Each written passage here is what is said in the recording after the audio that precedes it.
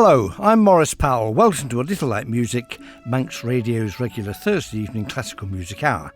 Now, last week I seem to remember I was in a rather pastoral mood, but this week we're going to be rather more lush and romantic.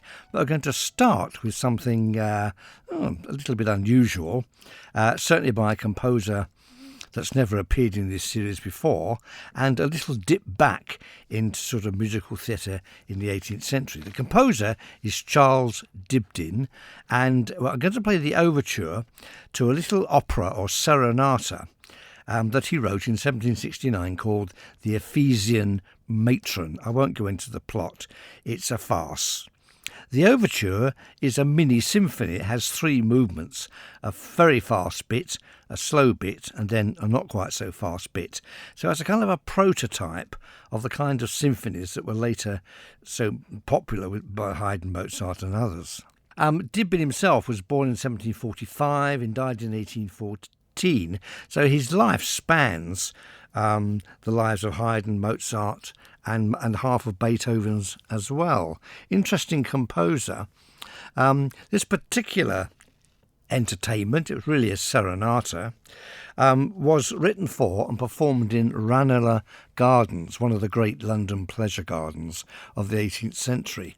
And the newspaper report spoke very highly of the music, but more so of the brilliant audience, who was mainly wealthy people, I should imagine, and of all the illuminations on the canal and waterways in the gardens. Must have been quite a spectacular affair. Anyway, Charles Dibdin, his overture to The Ephesian Matron.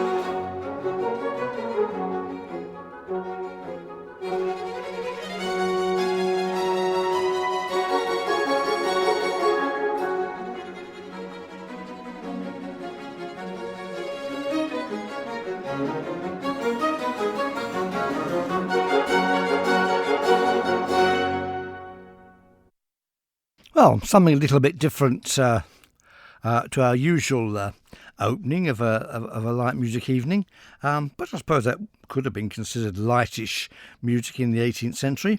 The overture to Charles Dibbin's opera The Ephesian Matron. I quite like that, really. It's about, less than 6 minutes. You imagine each of those three movements considerably expanded, and you've got an early Haydn symphony, really. The oboe writing was lovely, quite challenging horn parts, lovely flute and bassoon solos in the slow movement. Quite a nice little package.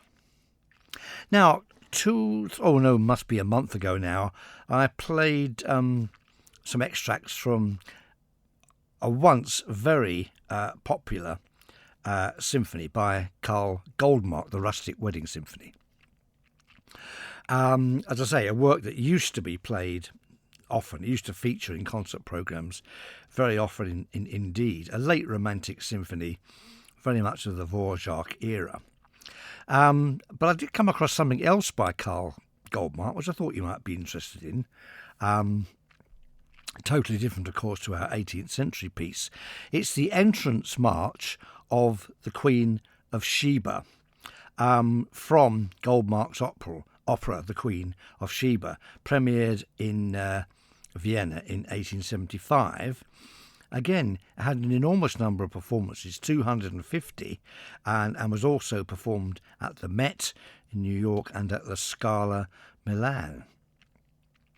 The story is a very exotic one.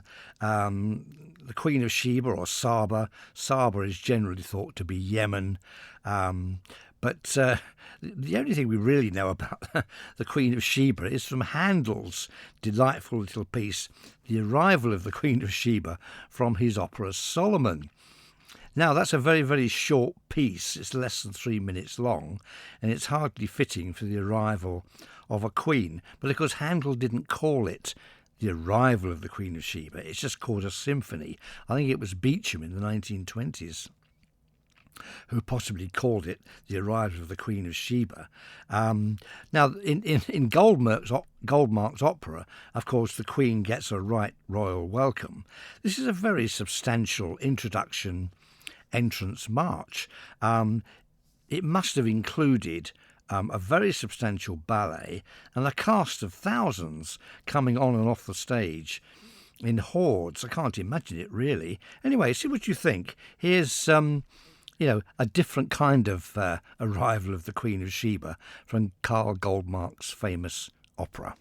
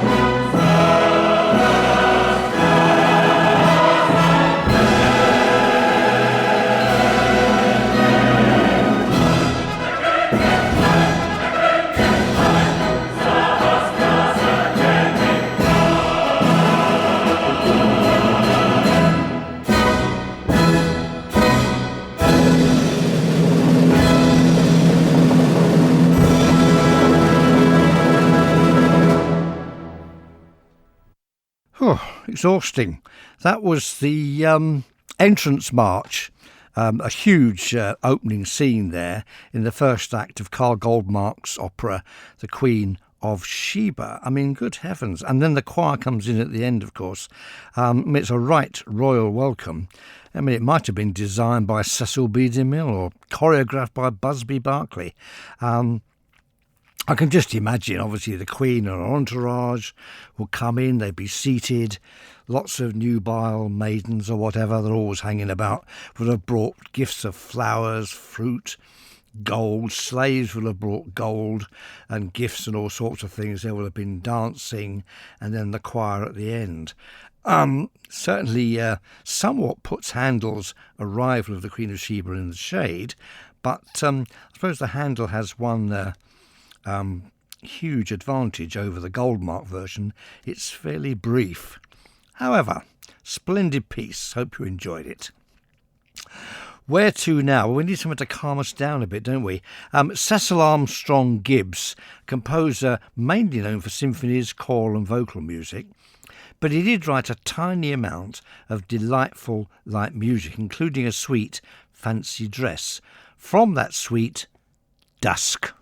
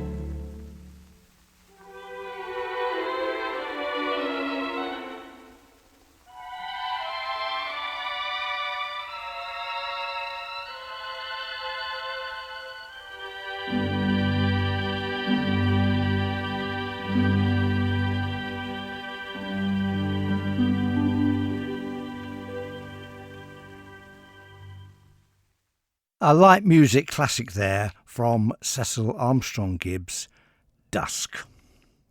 And now a couple of pieces of Tchaikovsky, one short and sweet and one rather longer and very colourful and vibrant. The first one is Sweet Dreams for violin and piano, a lovely little piece. It's a lullaby and it comes from his album for the Young. So the next piece, well, I'll introduce that at the time. This is just something calm and very beautiful. Tchaikovsky, Sweet Dreams.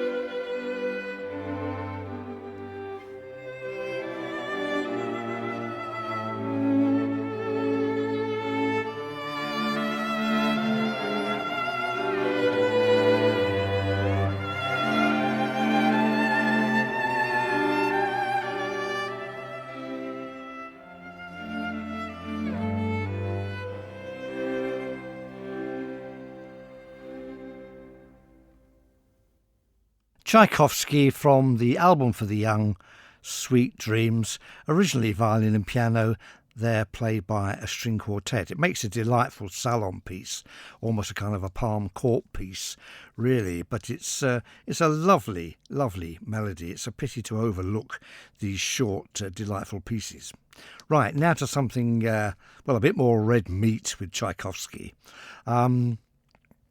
This is the finale of his second symphony. Now, we probably can't ever imagine a time when Tchaikovsky wasn't popular. I mean, he's one of the most popular classical composers of all time, and a handful of works are in the classical top 10.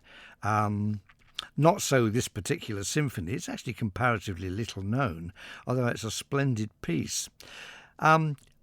Tchaikovsky was not that popular with his contemporaries during his lifetime. They actually thought that his music was a bit un-Russian, which seems very peculiar to us, because his music to us seems very Russian in feeling, completely Russian in feeling, in fact. But of course his contemporaries included composers like Balakirev, Mussorgsky, Rimsky-Korsakov, Cui, composers like this who sort of rather saw themselves as a little group as being the custodians of true sort of Russian music. The soul of Russia was in their music, and to a certain extent that's true. Tchaikovsky's music was just considered far too German in nature. Well, things change. I mean, Balakirev's, say, Second Symphony, one of his finest pieces, is hardly heard today, whereas Tchaikovsky's symphonies, of course, are heard all over. Of course, Rimsky-Korsakov gets a fair hearing, but very few of his operas are well known, whereas Tchaikovsky's on Eugene Onegin or Pique Dame are heard and very much in the repertoire. Anyway, enough of all that. Tchaikovsky, not that popular. However, this symphony was nicknamed the Little Russian, because when it was written in 1872, it proved to be one of the very few works where Tchaikovsky uses real, actual Russian folk themes. And the folk song you'll hear in this finale is called Spin, Oh My Spinner.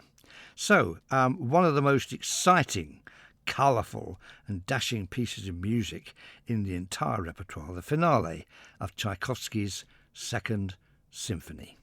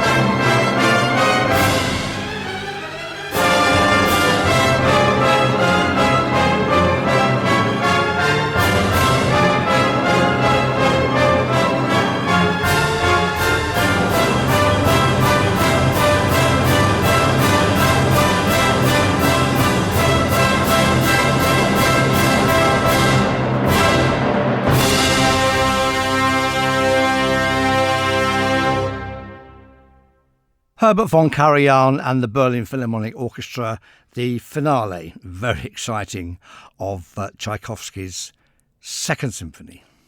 We need something long, slow and languid now to calm us down. Vivaldi, of course. I'm going to play the alto aria, Cum Dederit Delectis Sum Sumum, from Nisi Dominus, Psalm 127, composed by Vivaldi around 1715, at the time that he was a musical director, really, at the Pietà Orphanage in Venice. It's sung for us this evening by Andreas Scholl, alto. Nisi Dominus, literally without God, and the actual piece itself, for so he gives his beloved sleep. A wonderful, wonderful piece of Vivaldi.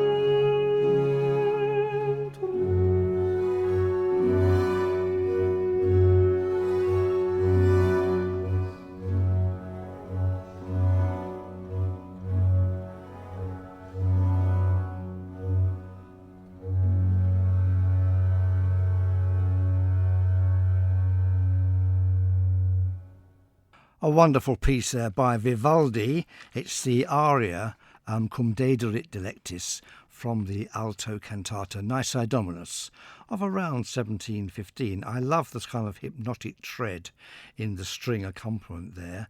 I mean, time seems to stand still, doesn't it, with that long breathed, wonderful melody. Really, Vivaldi is unique, I think, in the Baroque era for doing that. I mean, there are wonderful things, of course, wonderful things by Albinoni, by Bach, Handel, and so on. But there's something special about Vivaldi in these very long lyrical passages. Miraculous. Sublime too, well, not quite ridiculous, but here's something a bit nostalgic. This is Sweet and Low, famous song by Joseph Barmby. It's a lullaby with words by Tennyson, written in 1863 and immensely popular. It's sung for us this evening by the London Concert Artists. Sweet and low, sweet and low, wind of the western sea. Low, low, breathe and blow, wind of the western sea.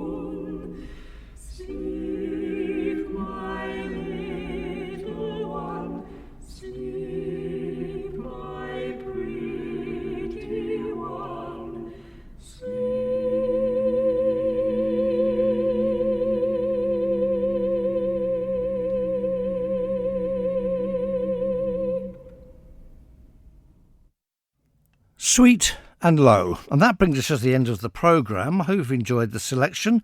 Rather more sort of rumbustious, romantic, lushly romantic feel.